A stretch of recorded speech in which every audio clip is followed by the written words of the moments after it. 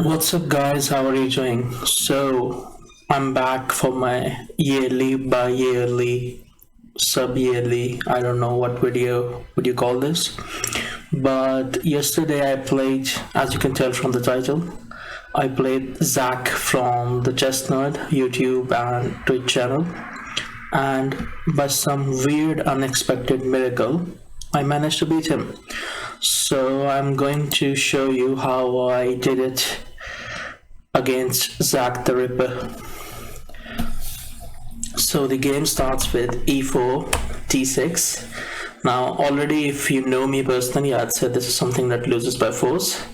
Computer already gives +1, but that's wrong. So d4, g6, this is modern defense, and again, those who know me, they know that I do decently against this opening. So I play my normal setup. I'll play in sort of the Yugoslav attack against the dragon. So he tries to break in the center, like castle queenside. So far so good. And he castles kingside. And as you know, when there is opposite sides castling, both sides tend to attack on the flanks. So I will try to attack here and he will try to attack here.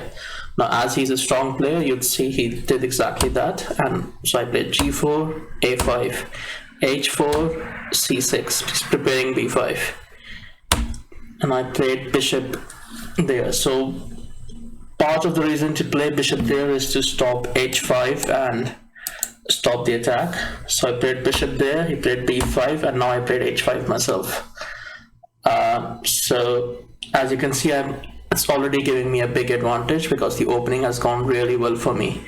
I'm threatening to open the h file and I will take here, my queen will join in, rook's already on the open file, and his attack is nowhere. These pieces are not doing much. Well, my pieces are also not doing much, but they are very likely to join the attack. Also, they don't need to join the attack.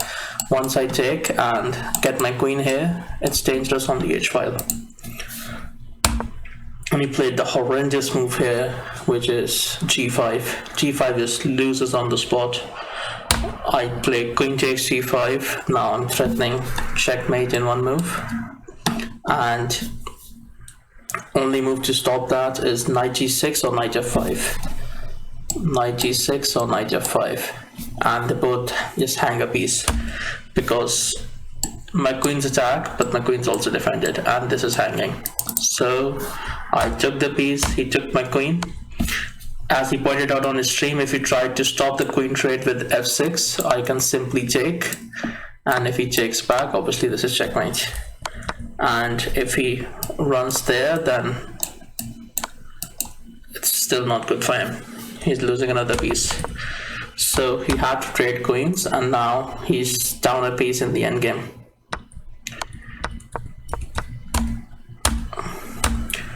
Okay, and then we traded. Now the computer wants me to go d5. Another move which he suggested was bishop there, but what I just simply traded and played bishop h6. So now I'm just looking to trade as much piece as possible because I'm up a piece in the endgame. He played a4 trying to attack here. I took the bishop and I developed my bishop. I couldn't see any good place to develop this bishop because all my pawns are on the light squares, but I just need to get it out to connect my rooks. He played knight there. Obviously if he takes this bishop, it's good for me because it's pretty bad bishop. It's blocked by my own pawns, but he didn't.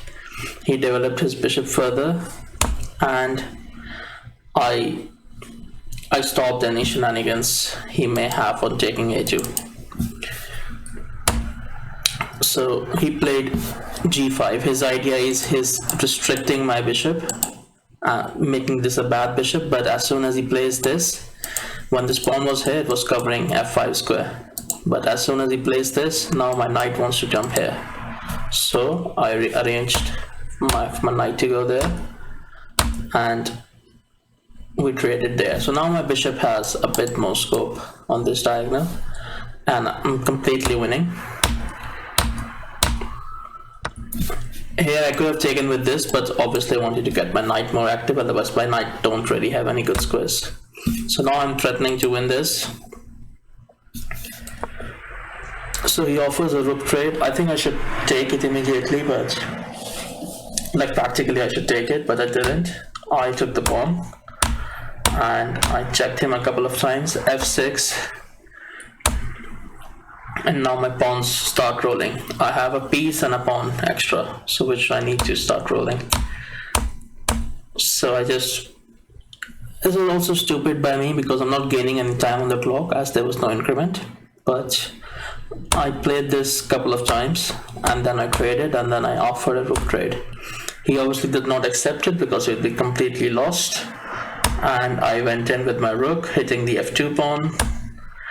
He played king there and I took the pawn. He took my pawn. And now I defended my knight as it was hanging. He starts to push his pawn. I pushed my pass pawn and he pushed his pass pawn. Now if I continue pushing my pawn, he has a threat of checkmate here. So I defend checkmate. He came down. I keep pushing. He gets behind my pawn. I get behind his pawn. So far so good. And he pushes one more time. Now at this point computer says I'm plus 67, completely winning, because obviously when that's made in 21, when these two pawns are on 6th or 7th rank, the rook's useless against them. So to avoid any of his counterplay, I just took his pawn and he took back and I played f7. Now he can't stop both of these pawns. So again, now if I promote this pawn, for example, then he's threatening checkmate. Example would be, that would be a good way to lose. And I had 25 seconds, so these mistakes are possible. Obviously if I promote this pawn, he's not, because then I cover this square with my queen. So I just got my king out of the way. I was like, there's nothing for you. He took and I promoted my other pawn. So now I'm a queen up. I'm a queen and a knight up now actually for a rook. So he tries to defend, but I come in with checks. And now I'm hitting his king and his rook. Already it's forced mate. And here I just finished the game off. So the game review said 3 mistakes. There was no brilliant move, I think. But yeah, that was the game. And now you'll see how he reacted on his stream when he faced this defeat. Thank you for watching. See you. Bye. Damn. I lost. Thank God these are not rated. Thank goodness this is not rated. Okay.